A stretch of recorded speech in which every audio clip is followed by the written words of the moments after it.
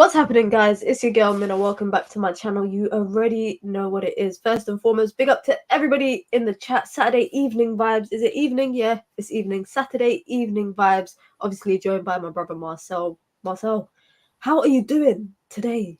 I'm good, thank you, Mina. Big up to everyone in the chat. Big up to the community. I'm feeling good today. Just been a bit relaxed, looking at all the Premier League football matches today, and been quite interested to look at the results, man. So yeah, just been feeling good. Yeah, we were just talking about it off camera, but if you guys don't know, so the scores today: Liverpool won 4-1, Arsenal won 5-0, Villa won 2-1, just about. Newcastle drew against Bournemouth, West Ham lost to Nottingham Forest, and Spurs lost as well to Wolves. And then the Man City Chelsea game finished 1-1, late equalizer. Rodri, man, that guy just loves to score for City. He is so annoying. But of course, we're not here to talk about City. We're not here to talk about Arsenal. We ain't here to talk about Chelsea or any of them other guys. We're here to talk about Manchester United and the Luton fixture tomorrow. Of course, outside of the Luton game, there's obviously United are always in the news. INEOS making moves, if you want to call it that. I want to know, Marcel, do you feel optimistic with, let's start with the whole INEOS or Sir Jim Ratcliffe and Sir Dave Brailsford nitpicking people across the Premier League to kind of assemble an Avengers, basically. It's the United Avengers, basically, that they're assembling using Premier League clubs. How are you feeling about that? Are you feeling optimistic? Are you feeling hopeful? Are you more like, we'll wait and see what happens? Well, in terms of what we haven't had over a long period of time in the past, this is a step in the right direction. And then even the quality of or the caliber of personnel that they're bringing in is also a step in the right direction in terms of the type of football that those kind of people, their philosophies, especially when we're talking about Omar Barada's, the philosophy that he's most probably going to be adopting is similar to the direction that we're trying to go into. So I'm very excited about that, but at the same time, like I've been saying to everyone, the reason why, and I think this is a feather in Ten Hag's cap to a degree, but also to us, we like INEOS have to prove something to us that they can actually, implement a structure correctly and purchase footballers, at a good price point, with quality, and then be able to go and implement what Omar Barada is saying. I guess he's part of INEOS as well, in terms of every 2 years, or every 3 years, maybe for me, I would say, if they're not performing, get rid of them. Are you be able to turn over that quality and not have a massive drop in financial value? It's been so hard for us to get rid of players as well. So incomings and outgoings. The women's team, he's a director of football. Omar Barada is a director of football and for the club. So, we need to see some sort of, consistency in that regard as well, and in the academy as well set up. So massive task for them to achieve and to look at, but very, very optimistic and positive, but they have to prove something to us. I hear it. I'm optimistic. I don't want to be delusional in that everything can change within a season, because I don't think it's going to take a season to change. But I've seen the biggest conversation is surrounding not just like Eric Ten Hag, but even the women's manager in Mark Skinner. People are talking about whether INEOS already have their person for the men's team, for the women's team. I think if Sir Jim Ratcliffe has come in knowing who he wants the CEO to be, knowing who he wants the sporting director to be, knowing who he wants, the head of academy or recruitment to be, he knows who he wants his manager to be. Whether it's Ten Hag or not, he definitely knows who he wants his manager to be. And I feel like if they choose to pull the plug on Eric Ten Hag's project, I think a lot of people will welcome it, because to most fans, I think all fans see this structure as a new start. It's a new beginning.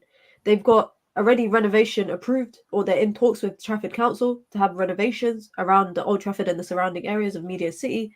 They've got a CEO in place. They've got, they're moving for a sporting director. They're moving for a head of recruitment. They're making all the moves that the fans want to see. So I genuinely think if they pulled the plug on Eric Ten Hag this season, a lot of fans, maybe Marcel would be sad, but everybody else would be like, we believe in it. Like, if that's what they want to do, we believe in it.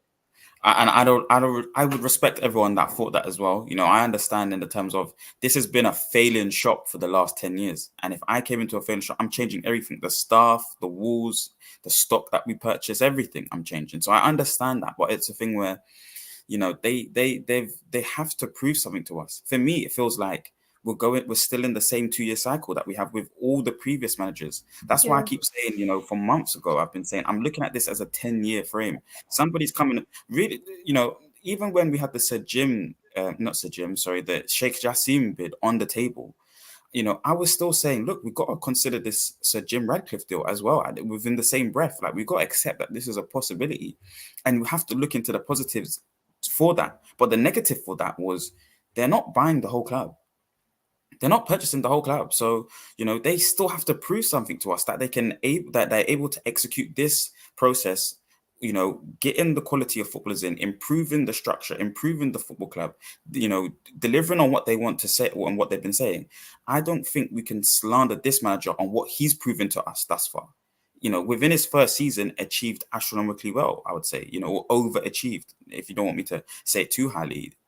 And then in his second season, he's failing. But there's clear reasons as to why that, in my mind. So I think they have to come in next season and say, this is why we're INEOS. We're able to help boost this manager. And if he doesn't perform to X level, if he doesn't achieve his third place like he achieved in his first season, or and a trophy, then okay, we might look to change it. But this manager's brought in so much young quality talent.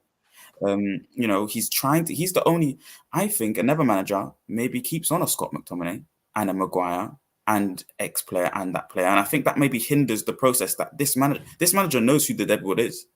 I really do believe that. And maybe bringing a new manager to look at it again delays that process. I don't think Ten Hag knows who the Deadwood is, because I'll be real. I think we talk about the Deadwood for me is the people like Scott McTominay. Unfortunately, Harry Maguire, who's having a great season, don't get me wrong, but he is an example of Deadwood. Victor Lindelof, another player. But these are players that the manager plays.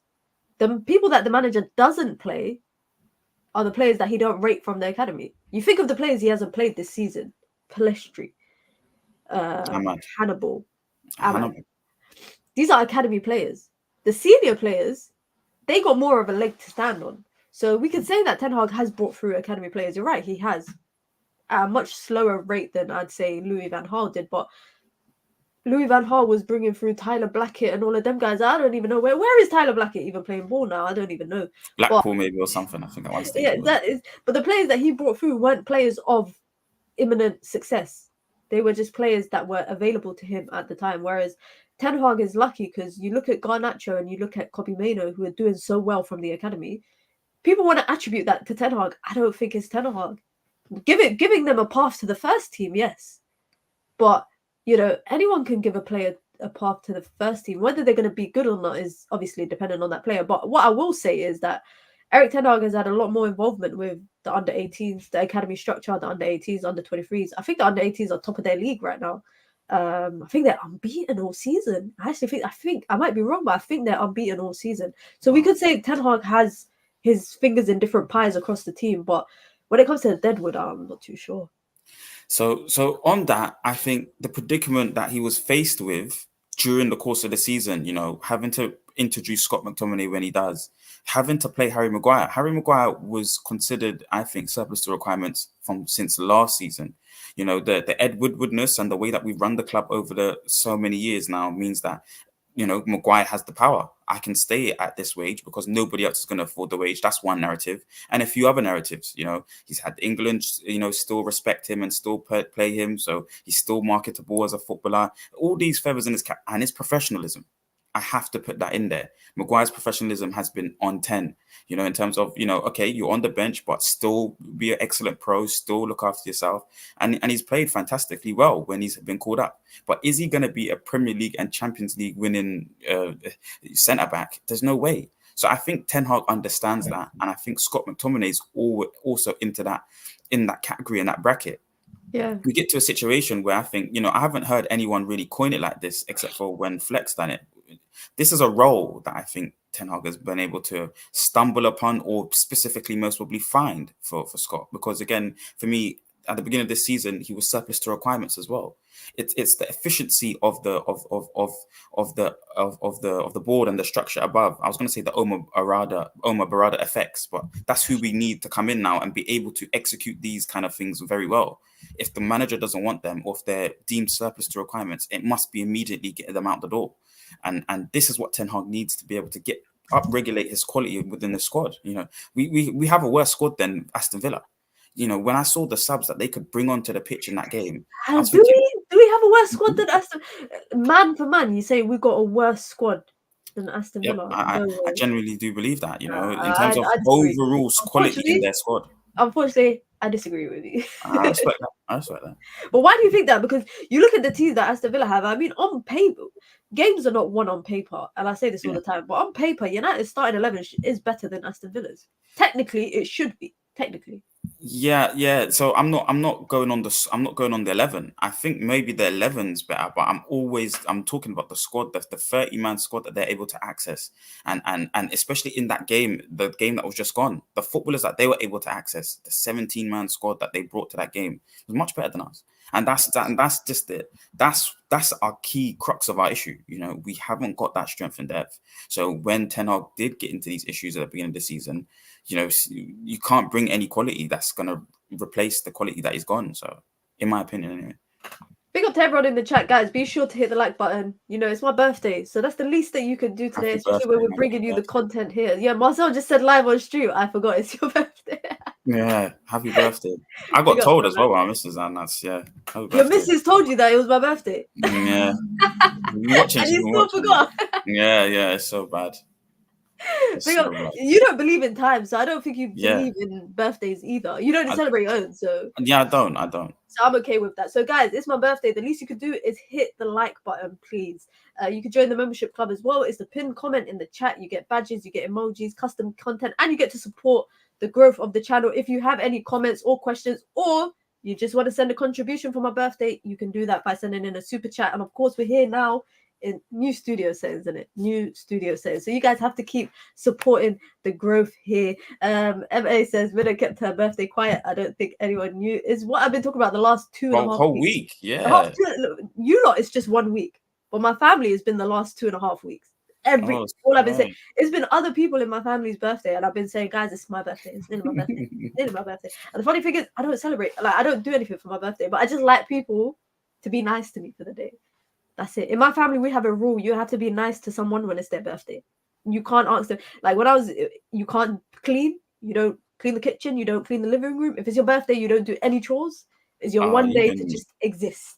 You extended this for a week, though. This has been a week. But it's only applicable on the day. So I can't use it tomorrow. Like, once it hits midnight, that rule's gone.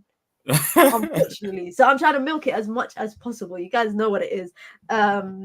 How do you feel about Dan Ashworth? Do you feel confident in not just him coming through, but obviously Brighton to Newcastle to United? United is not Newcastle. Yeah, facts. And that's maybe his issue in terms of getting better quality for that good price that he's been doing, from what we see, you know, or from what I've seen over the course of Brighton and Newcastle, how, you know, those small purchases have been able to, you know, increase the value, get better as footballers, and a lot of them look like really top level signings as well. I don't think you can accredit all of that, you know, to one person, but I think in terms of, you know, consistently from what I've seen over the two clubs, get good players in, I think, you know, that screams good business to me. And that's what we kind of need to be doing over the course of the next 10 years, you know, because previously that's what it's not been good. It's not been good business. I don't know if that, you know, when we're talking about finances for me, and I think this is very important, it's like, I don't know if the previous 10 years will affect the next 10 years in terms of how, you know, the prices of footballers, FFP, all these kind of things, because we need to be doing that correctly now. And I think that the likes of Dan Welsh coming in, who's got a proven track record, I think that only speaks well of, you know, imagine the next £1 billion that's now spent under footballing people and what that can do for the club. So, yeah, I'm happy. Yeah, for me, it's like, I'm a bit optimistic, but also I'm like, if it could work, it couldn't work. I'm trying to be as optimistic as possible. I'm not gonna lie. Even with Jason Wilcox, and the only thing that gives me hope about him is that he's worked with Umar Barada at City, and at that time, City were producing quite a lot of talents from their academy.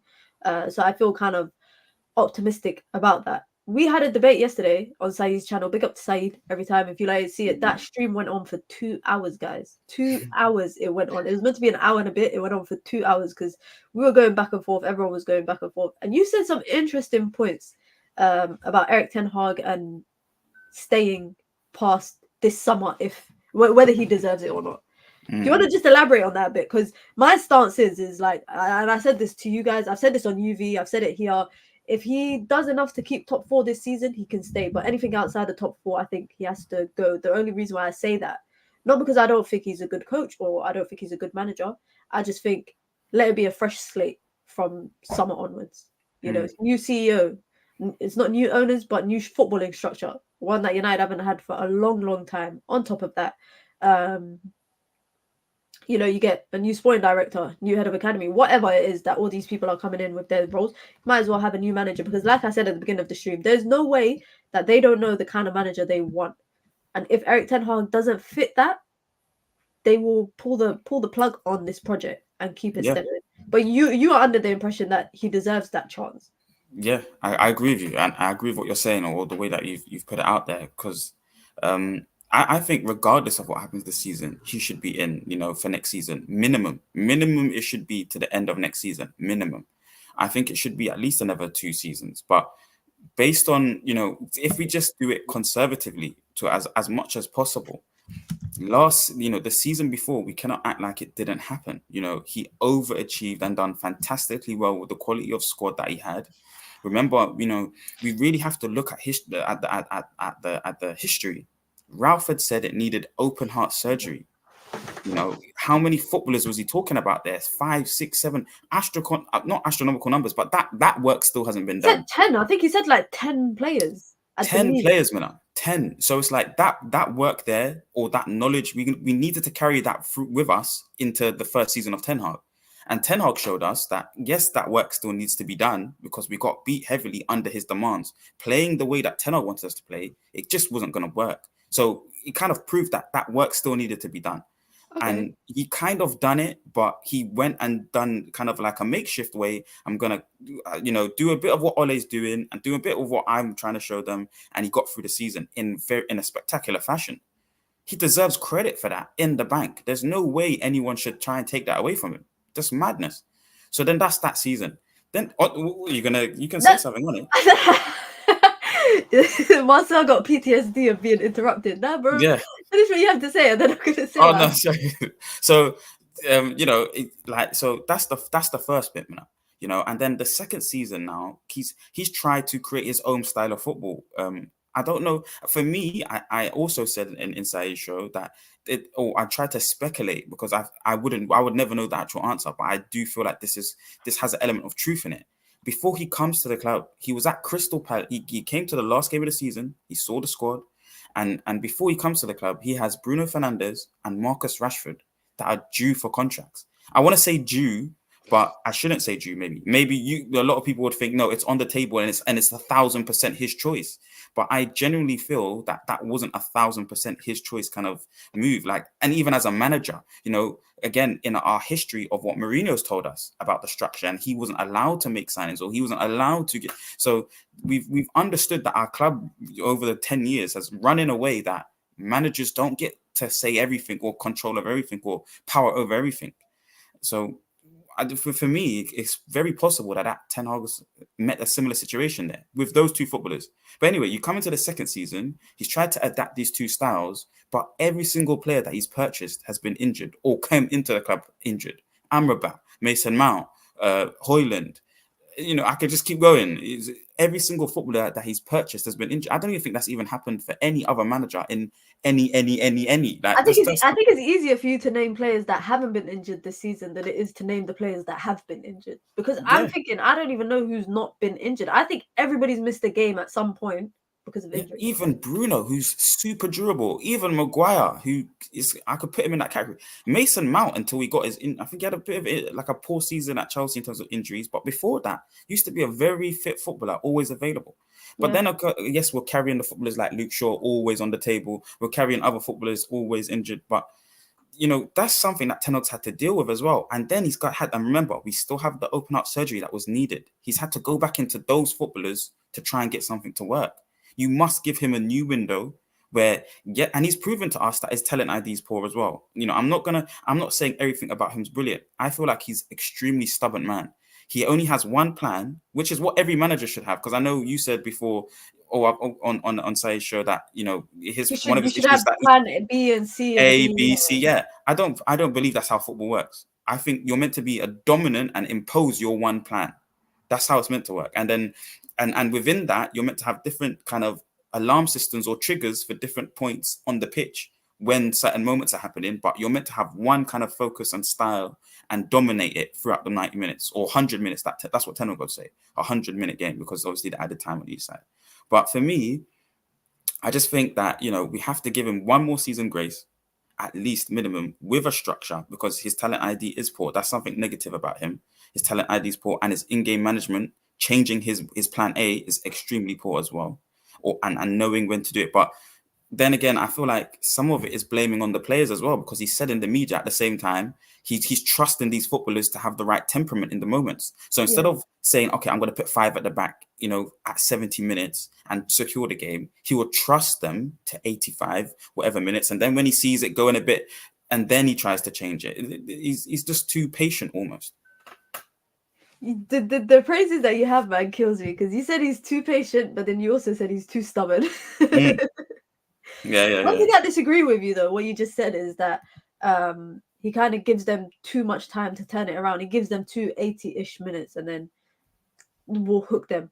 And he kind of has his plan A, and anything outside of that. I think I've said this to you bare times, even in life, you don't have one plan unless you really believe 100% you're going to make it. If you have a goal, you have different kind of avenues to reach it. You have goal A, goal B. You have a plan A, plan B. If plan B don't work, you got plan C. I think football and Ten Hag is the same. For me, is like, especially this season. Last season, it's funny because last season, Chelsea game, do you remember? I think it was at Stamford Bridge. Tactically, they were going blow for blow, him and Graham Potter. And after the game, everybody was praising Ten Hag. Everyone was like, look at tactically the way that United went up against Chelsea. Not only that, Potter made changes at like the 30th minute and Ten Hag countered that. Then as the season went on, we saw those tactical changes less. It got to a point last season where we were saying, where are the substitutions? Why does the manager not make any changes? Then it got to this season, which I said already, the injuries is something that you can look at Spurs, you can look at Liverpool. Liverpool last season were not that good. They had a lot of injuries. They were not that good because a lot of their main players were missing. And the same leeway doesn't pass towards United, unfortunately. And I think with United, the standards are always higher, especially in mainstream media. The standards are always higher. And that's how it is. But what I disagree with you is the fact that the manager shouldn't have, because you're saying if the manager has plan A, and if the players are good enough to execute it, then you don't need to have a plan B or a plan C. But sometimes you could have a plan A. Say we go up against City at the Etihad against Pep. We could go in plan A, and the way that we prepared for the game with our plan, they might actually do something completely different.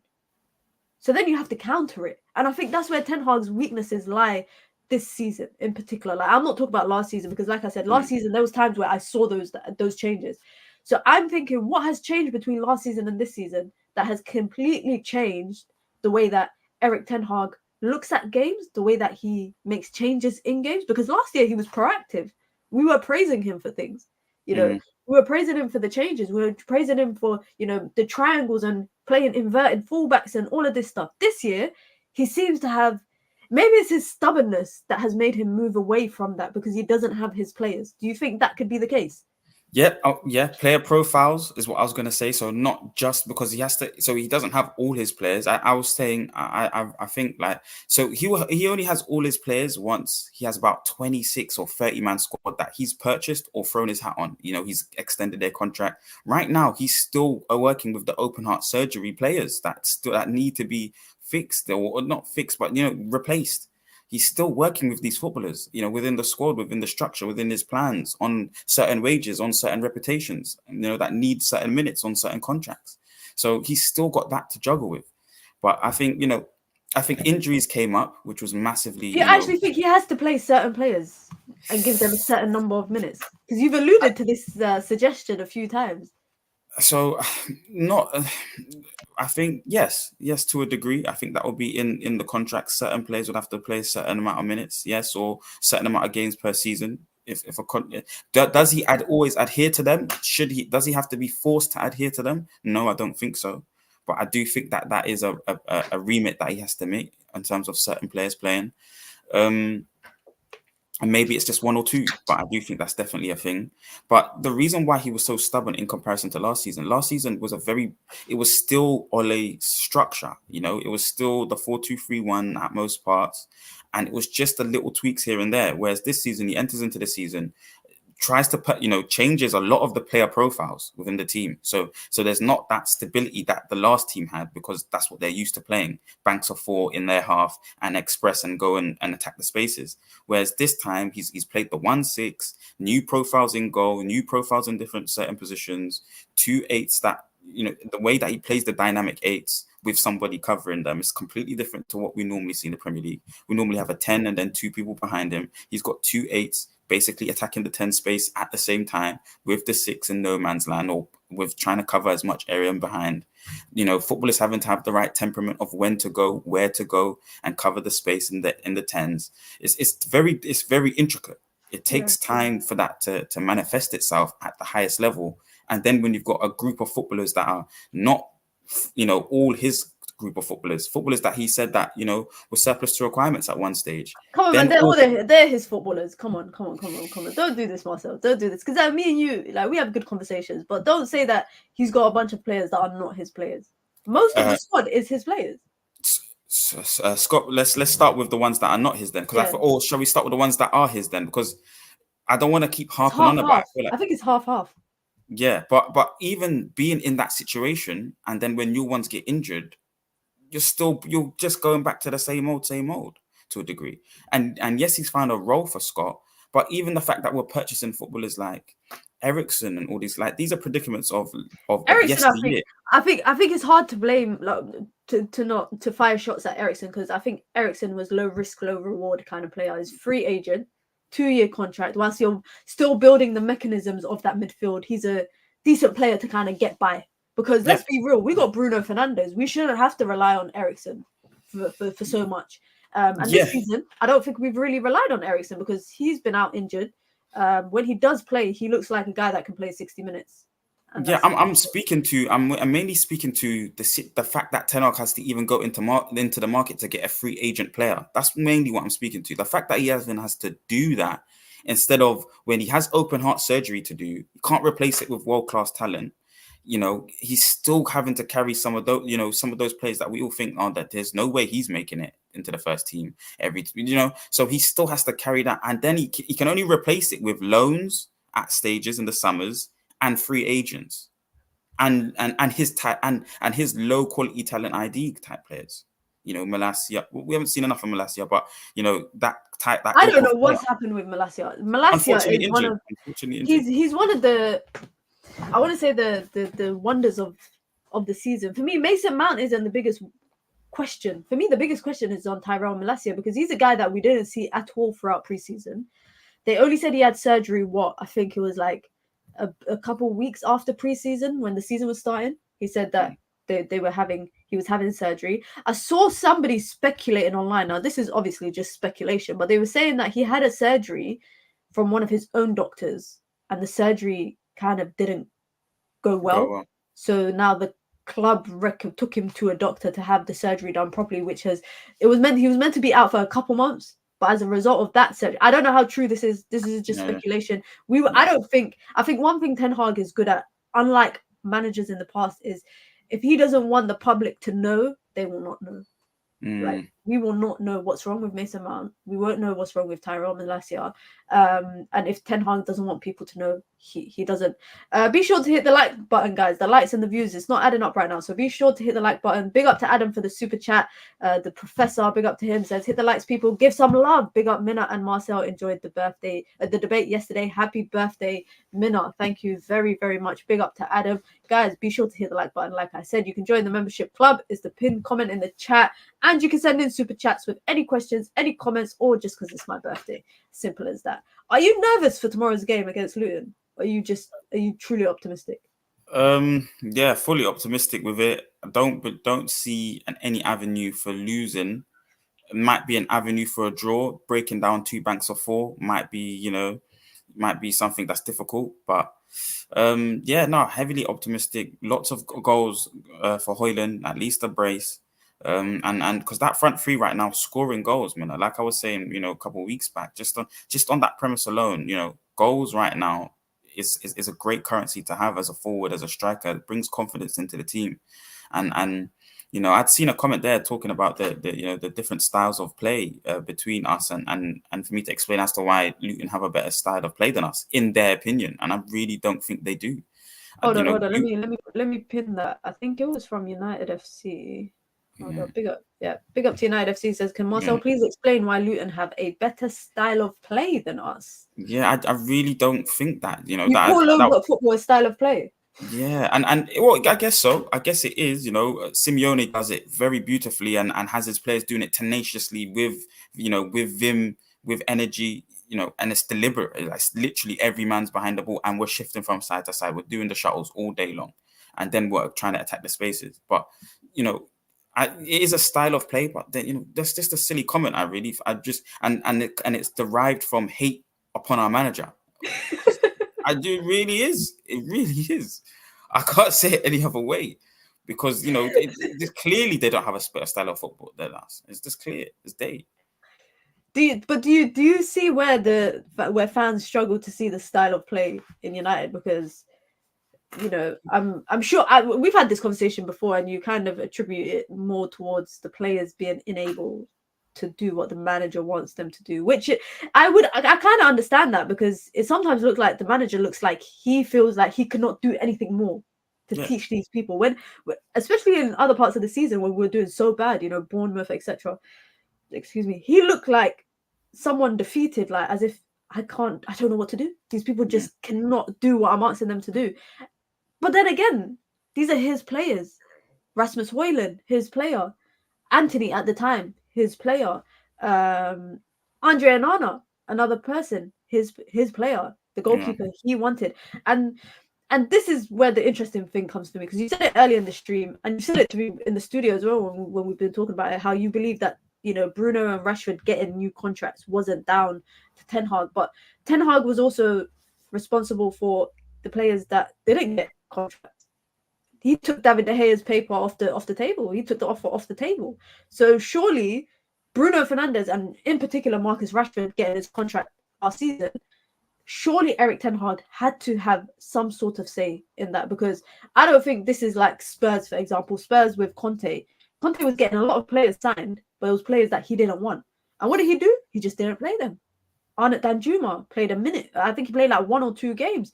Dej Spence got promoted with Forest, spent the whole season on the bench for Spurs, because he was players that Conte didn't want at Tottenham Hotspurs. So I think Erik Ten Hag does have a say in the contracts. I wouldn't say he has the biggest say, but he definitely does have some say, because when he didn't want to keep a player like David De Gea, look how they treated him. Yeah, I agree with that. I mean, it's speculation definitely on my part in terms of the Bruno and Rashford thing. I think in terms of the context around it, it's off. Bruno's one was always being spoken about before Ten Hag arrived, and Rashford's one, I think Rashford didn't buy it, but he earned it off the purple patch. Definitely, I think everyone was saying, during that era, Rashford definitely needs this contract. He's been absolutely out of this world for this manager. And then Rashford goes on to talk about how he should be a 30 to 40 goal season forward. Ten Hag saying he can do it, he can score in every game. So it's been built up in a way where he's thrown his hat on him. So I can agree with that. I don't know if he 100% agreed with the Bruno contract. Like I said, I still think that those 2 contracts are something where Man United have gone and said above him, look, these 2 players have to stay on.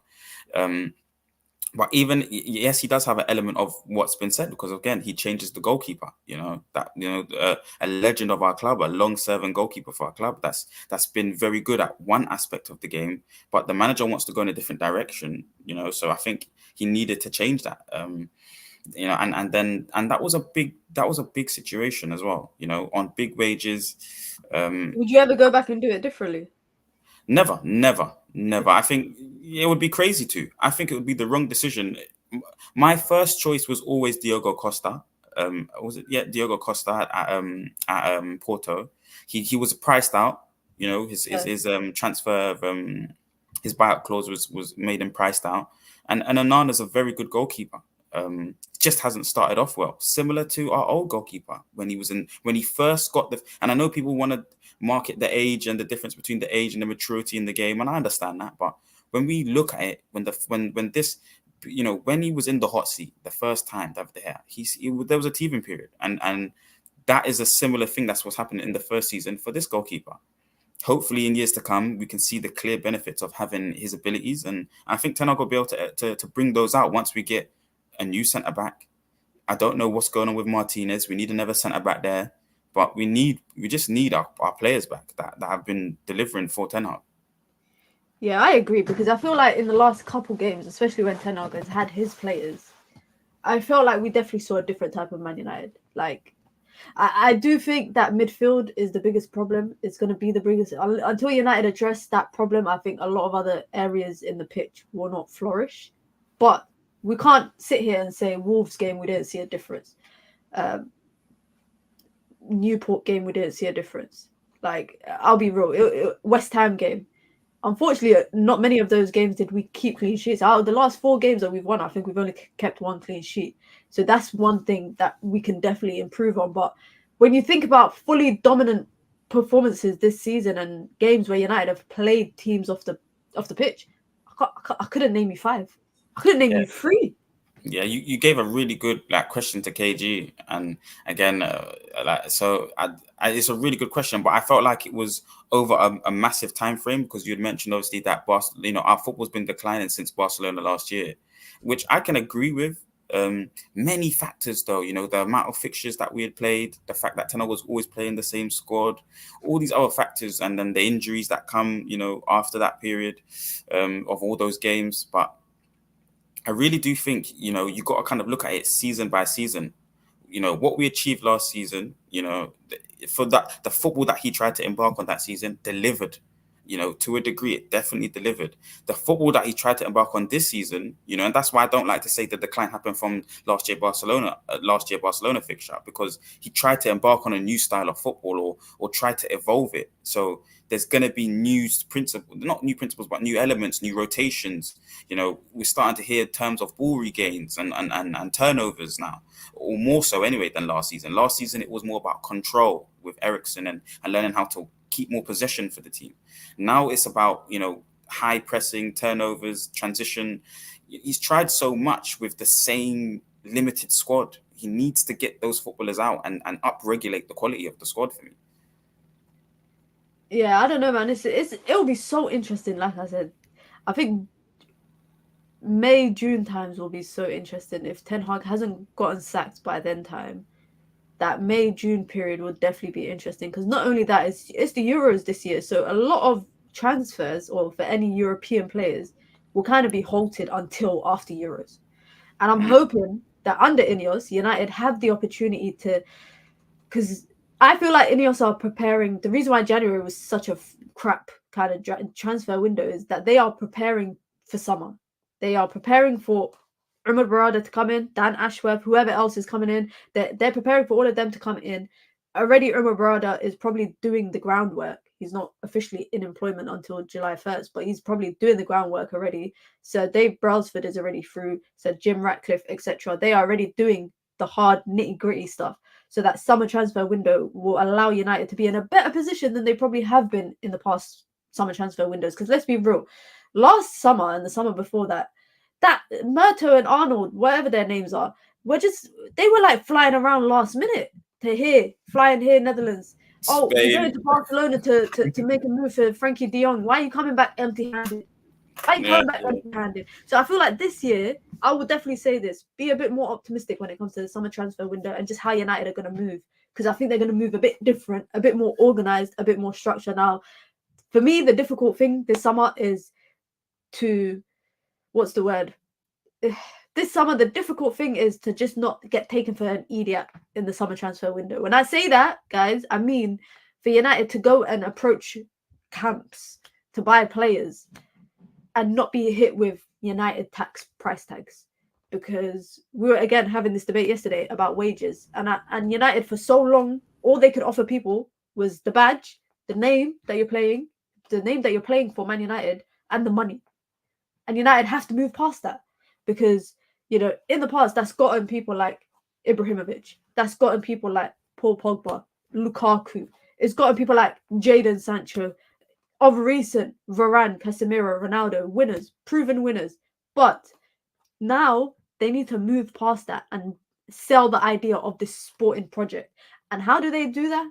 They do that with a manager. When it comes to Manchester City, yeah, just think when Pep came in and when they were approaching people. I think they were easy. It was easy for them to sell the idea of Manchester City because A, they had just won 1 or 2 titles within a certain time frame, and B, they had Pep Guardiola as the face of it. He had just come from winning things at Bayern and winning things at Barca.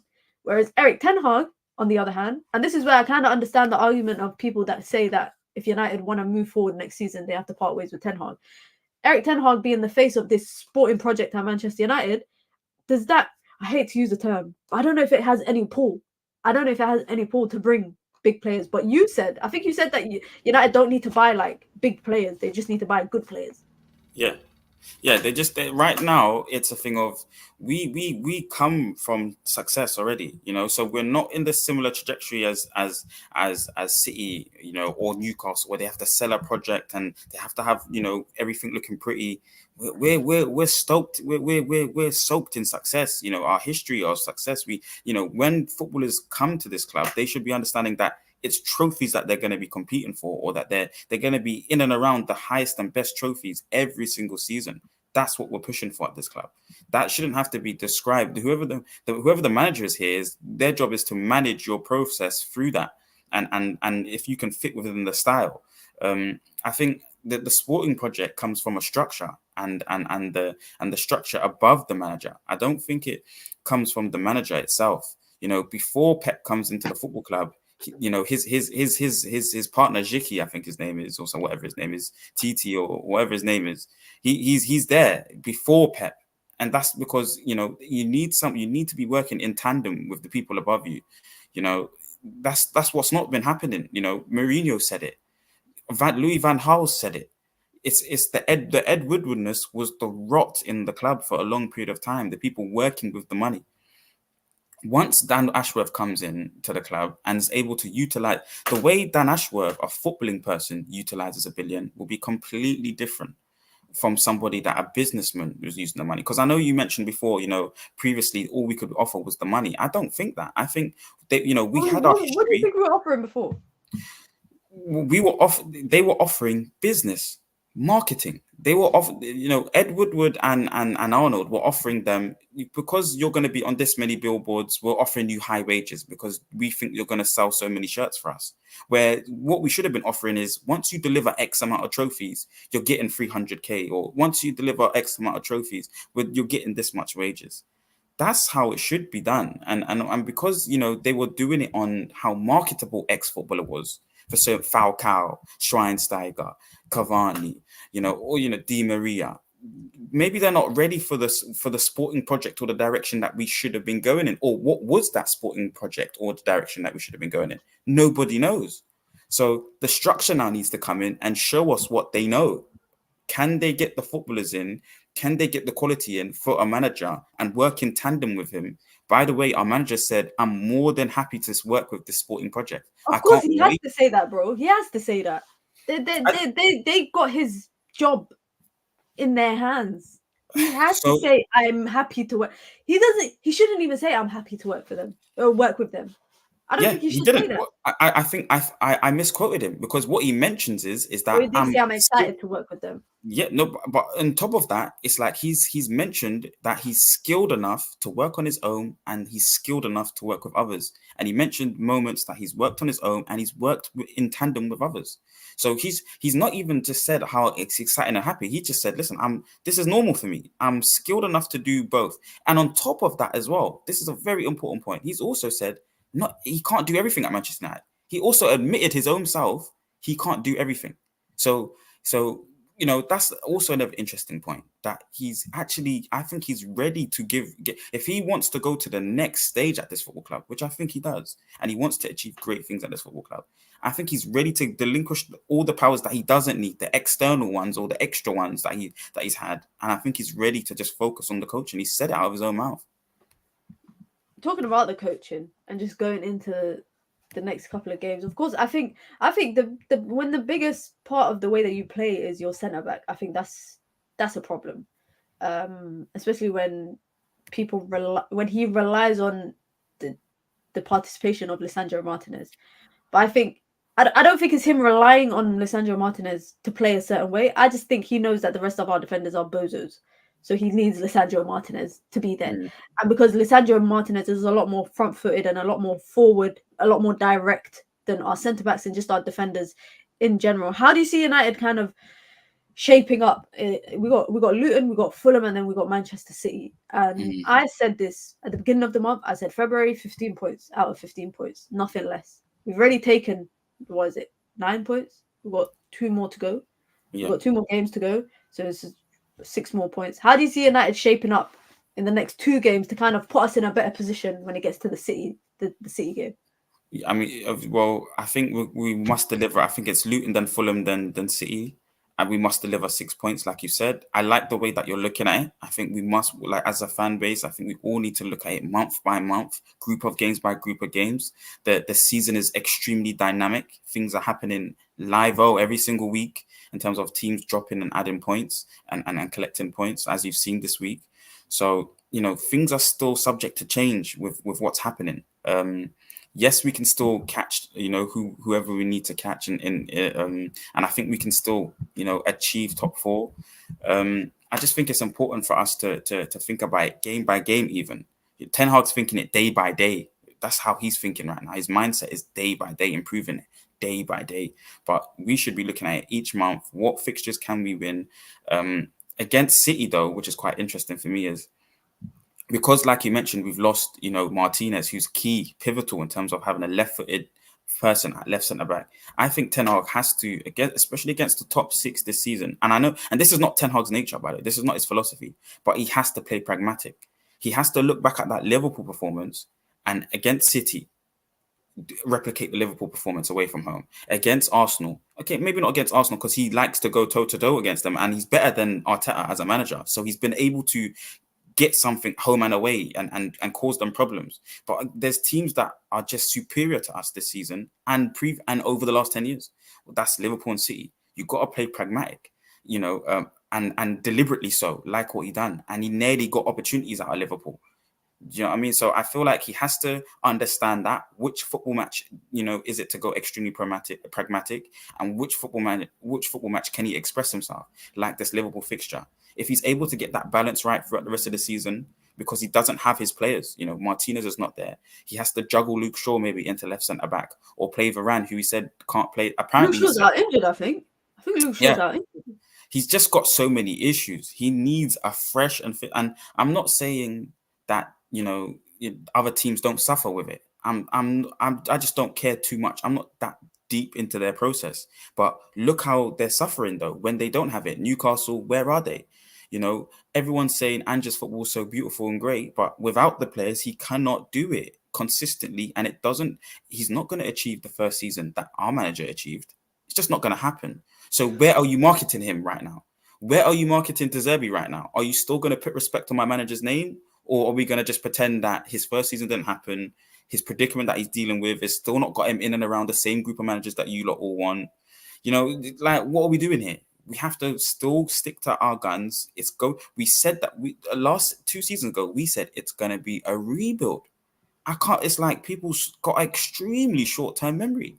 I think we were, what's the word? I don't want to say sold a dream, but because United had such a good first year under Ten Hag, it's difficult for fans to look at it and be like, well, how did we take 5 steps forward in our first season and then take 10 steps back? They don't understand. But it's like, that's life. That is life. When you're talking about plan A and B, that's life. Sometimes you take a few steps back, you got to rebuild it. That is life. But go on. Sorry. No, I hear it, but no. This is the only way that I can explain why people. Because you're right, it's a process. It's year you build on it year on year, and unfortunately, United had such a good 1 year that you look at it and be like, you know what it's like, guys. I'll give you a perfect example. If you've ever been in university or you've ever been a student, yeah, when you're in your first year of university, you don't study much, but you pass, and you're like, yeah, oh, I passed. Then you put the same energy into your second year and you don't pass, and you're like, oh shit, I failed my second year because you put the same energy from your first into your second. But let's be real, first year, second year in uni is different, and the second year is much more difficult. In football terms, your first year is more easier because the expectations are a lot lower. And I think in the second year, the expectations are a lot higher. And with Erik ten Hag, because the expectations were so low in the first year and he over exceeded it, in the second year, I had people saying United had to win the Premier League. This summer, I had people saying to me, United have to win the Premier League. We have to win. And I was like, you can't be serious. I said, I'll be honest, and I could go back and clip the stream that I did. I said that United have to finish in and around the top 4. Whether it's in and around the top 3, I don't mind. They have to win a cup, so FA Cup preferably, and they have to have a deep run in the Champions League. I mean, up to quarters minimum. I didn't say we have to win the Premier League, and I said we have to have a style of football. Excuse me. And I think that's what most people said, style of football. But I saw people saying we have to win the Premier League. The reason why Ten Hag finds himself in this position with fans, and I think a lot of fans are kind of a bit, I don't want to say selfish, but some fans, I feel like fans are being selfish. It's because they've been overfed in the first year unexpectedly, and they've had a bit of that taste, they've had a bit of that joy, and they want more of it. But United haven't had more of it, and I agree with you. It's a process. But I think the biggest part is and this is why sometimes, I'll be real, guys, I'm sometimes sitting on the fence about Ten Hag. You lot know this. Sometimes I'm leaning towards Ten Hag out. Sometimes I'm like, he deserves another chance. Because my biggest issue is that you spend 400 million in across 2 transfer windows, and then you struggle to have an identity of football or a consistent identity of football. That is a reflection of your coaching ability, because it doesn't matter. If I was in that United team today, bro, yeah, be real. If me and you were left back and right back, yeah, for Manchester United, Ten Hag should be able to teach us and coach us the way he wants to play. I might not be as good as Dallo, and you might not be as good as Shaw, but we should be able to do it, even if it's to a minimum standard. Don't you agree? No, because there's an important aspect of demands under pressure. So I think I'm most probably as good as Luke Shaw, by the way. I genuinely do believe that. I genuinely do believe that.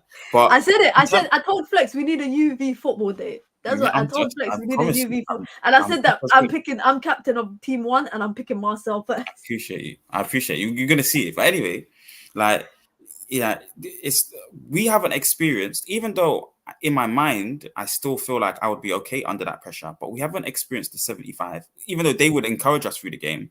But we haven't experienced 40 at Bridge. We haven't experienced that where it's literally like the pressure to do what Ten Hag's doing, and he's asking you to deliver high risk quality, high risk, high reward quality moments, actions, taking the ball under pressure, driving with the ball into areas, 2 and 3 players coming at you. It's difficult and it's tiring. So these players are high quality, are good players, not high quality players, because they haven't won any Premier Leagues or Champions League in a long time. So they're not very good players. Let's get that bit in there as well.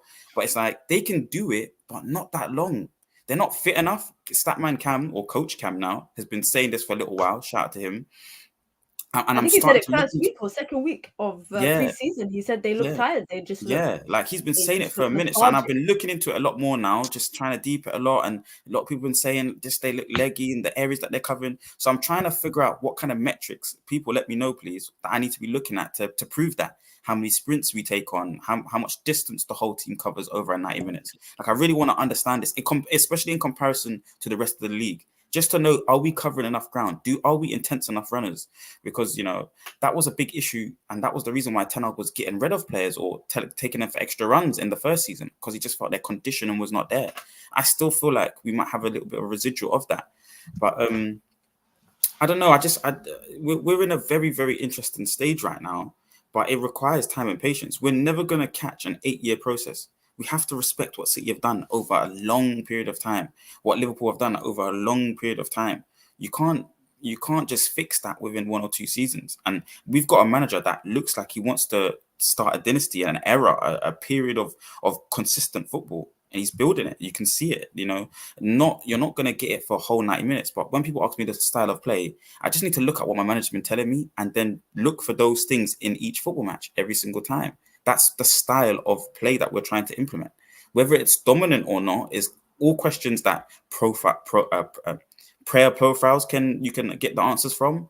And if the manager's making the right decisions with the 11s and the substitutions and when he's doing them. But you know, a lot of our issues, especially when we're going into this style of football, a style of football that we haven't really been playing since Louis van Gaal, in my opinion. It's been a lot of counter-attack. You know, this front foot in the opponent's half control element football. It's gonna take you need to gut out the team to get high quality footballers in. It's just the only way. Big up to Steffi, been a member for 1 month. Big up to Steffi. He says, if you haven't smashed that like button for Red Room version 2, hashtag sushi gang, sushi gang, sushi gang. If you guys want to use the emoji she's using, or you want to get a monthly free comment in the chat, join the membership club as you can, just like Ridwan did. Big up to Ridwan. He's the newest member in the community. Welcome to the Minion gang. I agree with some parts you said, especially about the fitness and the fatigue. But again, I think I don't want to say all roads lead to the manager in that instance, but it does, because in the past, when it came to the profiles of players that United had, and we were complaining about a lot of these players, the Luke Shaws, the McTominays, the Brunos, etc., fitness was never anything that was criticised. Except for Luke Shaw, I think, who's had regular injuries. Fitness in the pitch in the 90 minutes was never something that we looked at and thought, that player looks like they're tired. And we're seeing it 15, 20, 25, 30 minutes into a game. I think it's more to do with either the intensity of the training sessions, because I remember in the past, they used to there was leaks from the dressing room about Ole Gunnar Solskjaer saying that he doesn't take part in, he doesn't do the training sessions, and it's his assistant managers that do it, and he has no control over the players, kind of thing. In the training sessions, it's not interactive.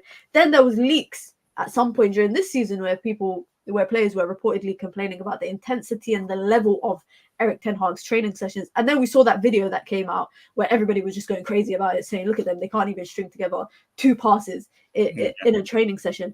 I think it's to do with a lot of stuff. I think it's to do with the players, the type of players that they have, the type of players that United have, that unfortunately, I was having a debate with Saeed here yesterday, and Saeed said to me, if you guys want to see the clip, it's on my channel, just go over to the videos. You don't even have to go to the live stream, just go over to the video section. It's about a 4-minute clip.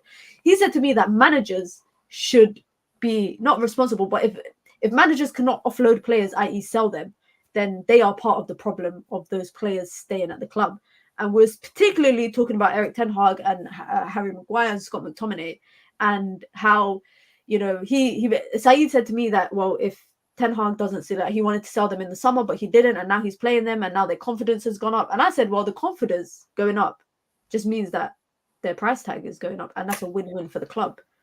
But he felt like the manager should be responsible. And I said, no, this is where the structure comes into place, and the Arnolds and the Murtos and all of them guys kind of come into play in that instance. What do you think about that? And just, you know, having players that, because let's be real, Ten Hag is playing with players that he didn't want. Yes. He's playing with a lot of players that he didn't want. Do you think that could be down to him not performing well this season? There's an element of that, because, you know, those players, you know, when you look at the first game of the season, that 11 didn't have a striker that he wanted in there, I believe. I think Rashid was playing up front. It had your Bruno Mason in the 2/8s, but it had Cass in the 6. He maybe doesn't play Mason if Kobe's free and available. And I think and I think he said that in the media as well about wanting to utilize Kobe, you know, from moment one in the season. So you would have had Kobe, maybe Cass ahead, and Bruno in the 2/8s, giving a bit more balance in there. Garnacho wasn't this Garnacho, so he got a bit roughed up in that game, and wasn't really that effective against Wolves the first game, I think it was, or Forest. And then you had Bruno, who was a bit of a disaster everywhere. And then you had the back four, who I don't think fully formed yet in the way that it was now. I can't remember, but you know, just looking at that in itself, you know, Ten Hag coming into a situation now where he's always having to play Evans, always having to play Maguire, fullbacks are never about. Midfield is just always in disarray, not fit enough. If Eriksen's in there, it's not fit enough or durable enough to do up and down. You know, same with Casemiro, and looks leg. This is not the same. You know, he's dropped -5 in all FIFA stats from last season, Casemiro. So, it's You're just, quoting FIFA stats. and I don't even play it, but you get it.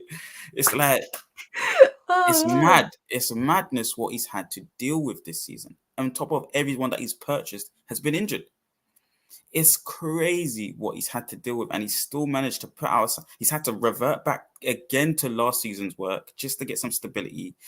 Bruno delivers the Fulham performance, the Burnley performance in the dying moments. Scott performed the Sheffield performance.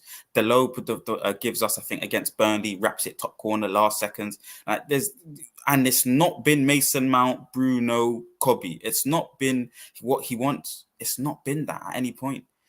And he's got poor talent ID. Amrabat, okay, not good enough. Anthony, oh my gosh, sell him now, please. There's a lot that he's not done well, but give him the structure and see. And we've seen in the first season, we've seen in moments. You think Anthony deserves a shot in the team that has structure or a dynamic of style? Unfortunately, no. I've not seen left-footed players. I'm left-footed. We're gifted. Then usually, and I'm speaking mad actually because he's a professional footballer. I love the way Marcel backs himself, man. I love the way Marcel. He's a professional footballer, so let me just relax on that as well. And he's and I want to see him do well because everybody that puts on the Man United shirt, I want to see them do well. When Scott McTominay scored the 2 goals, and I was in the stadium celebrating. I don't know, or was I in the HQ? But I said regardless, he's not meant to be at the club. I think I was in the stadium. Yeah, I said regardless, he's not meant to be at the club, guys. So this is a beautiful moment for our club. This is part of our DNA. This goal, but it's not meant to be at the club. Neither is Harry Maguire. It doesn't matter because when we asked them to defend on the halfway line on the Champions League final, it's gonna be we're gonna scratch our heads again, like what we was doing in the first season. So we have to modulate that and put that into our every single 90 minutes. It's been beautiful from Harry Maguire. He can win headers. He's effective in the penalty box. But when we start to upregulate the quality of the squad and it's new demands and it's even more intense and it's away to Chelsea, it's away to City. We need them to be world class, adaptable, able to play in different positions, rotation. There's so many elements that the manager wants. He doesn't have them. They have to go. It's very simple. I hear it. Big up to Riri. She gifted 5 memberships. That's a lot. Even 1 is a lot. Big up to Riri. I appreciate that. And congrats to who got the gifted memberships. Let me just quickly check that. The gifted memberships go to Ghost Dog, the Samurai, MA, Them Clothes, Twalumba, big up. And I can't see who. Oh, and Sefa is the 5th one as well. Big up to Riri and congrats to everyone that got the memberships. Big up to Aki. Been a member for 3 months. That's since memberships dropped, guys. That's it. That's a full-time supporter. Big up. Says Marcel, what's your take on Luke Shaw? Do you think we need a left back urgently? He can't carry on in his current condition. Condition is a bit harsh. That's a harsh word to use. Yeah, I do hear so a lot of people he's been at the club for a long time and and I'm gonna contradict myself, or I don't know if I have said this before, but it's like we do need to rotate or get rid of the deadwood players that have been here for a long period of time. He's in that bracket, but he finds himself in a very unique position. I've seen him cause Saka a lot of issue. I've seen him lock up Haaland at left centre back. So he's in a unique I don't know about that Saka, bro. Saka dusted him at the Emirates last season. Yeah, I do remember that. But I think at Old Trafford, he's given him a hard time and he's locked him up for periods of time. And he has good phases.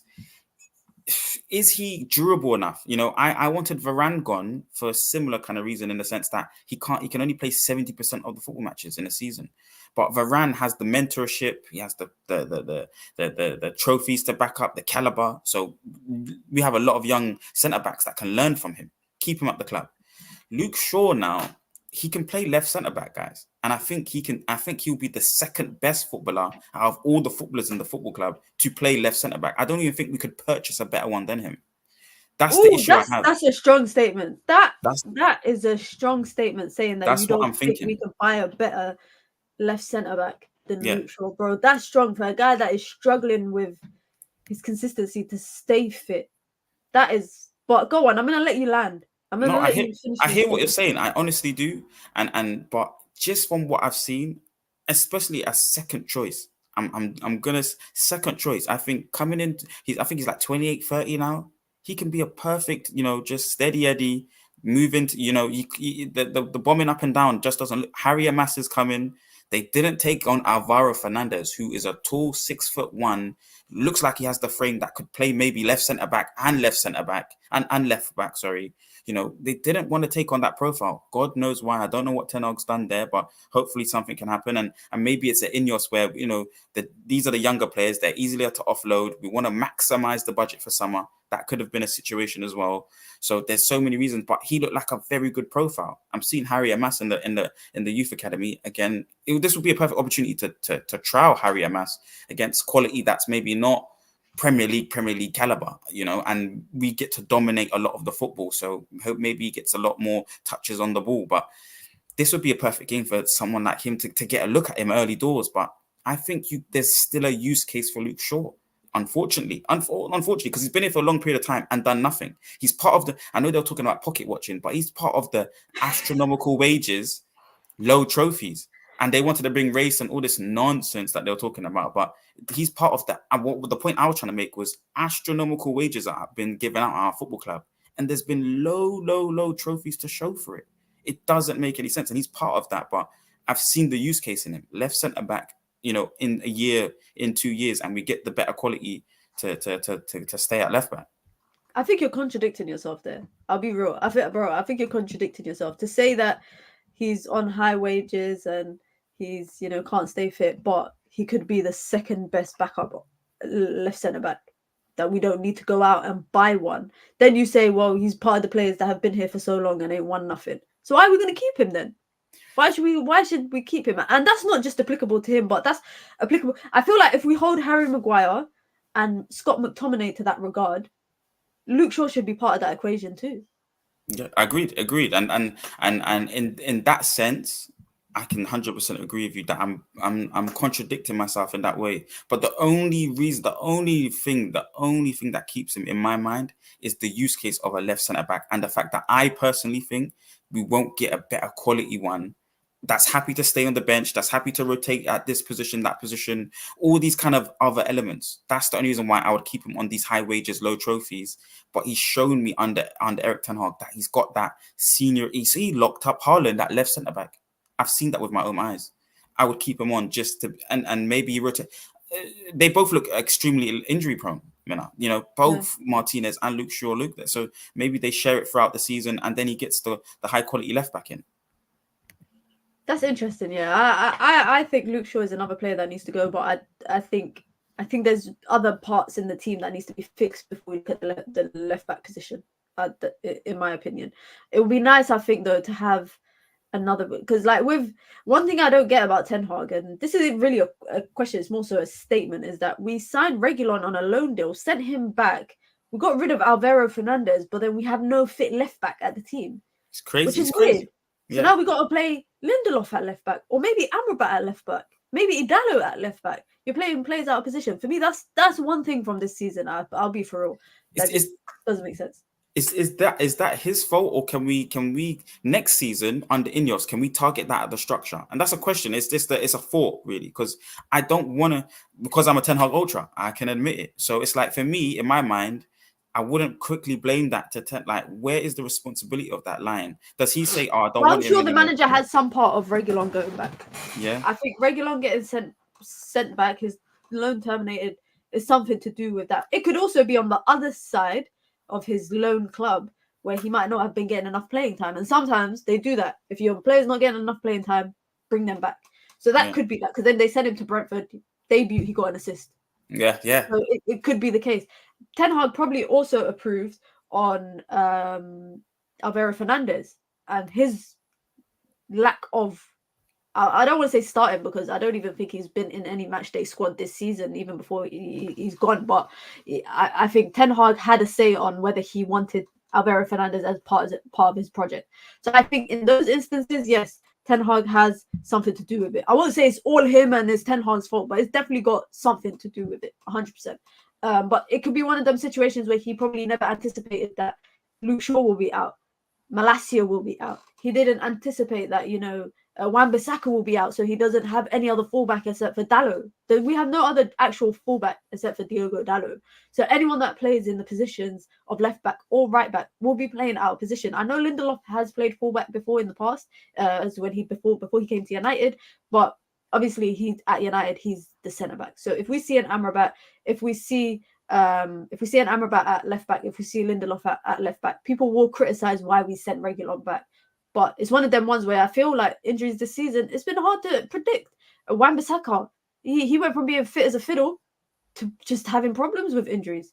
Luke Shaw, this season in particular, last season he was pretty decent in terms of not getting injured too much. This season, not been the case. So I think injuries have been so difficult to predict for Erik ten Hag. But before we wrap it up quickly, Luton tomorrow. Give me your prediction, bro. I said 4-1 or 4-2. I think we'll score 4 goals. Put it that way, and we'll concede goals as well. We'll concede. That's just what. We'll concede. Do you think we'll concede because inevitably United are conceding a lot of goals this season, or do you think that Luton will give us a game? No, we'll concede goals, and that's part of them giving us a game, but not as much as like it will be like they'll have their periods, but only be like 20% of the match where they show their dominant spell. I think that's because we're going to be looking to create as many turnovers as possible. You know, trying to win the ball in their half, suffocating them in their half of the pitch, and trying to be offensive. We'll get quite on the counter attack. Onana and Maguire in the same team means mistakes. It just, you know, that's the feeling that I've been getting. You know, Lindelof at left back means, you know, the lack of adaptability with a left footer, you know, and those passing angles means potential mistakes. Casemiro on the football pitch means rashness and overcommitments. So, you know, mistakes.